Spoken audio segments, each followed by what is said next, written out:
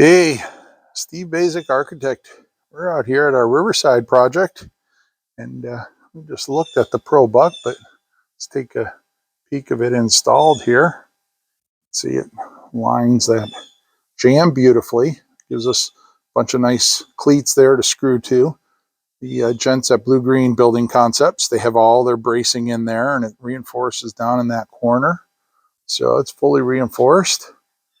You can see they left out that middle section there so we can get access to putting concrete down in the hole. And we have the other side.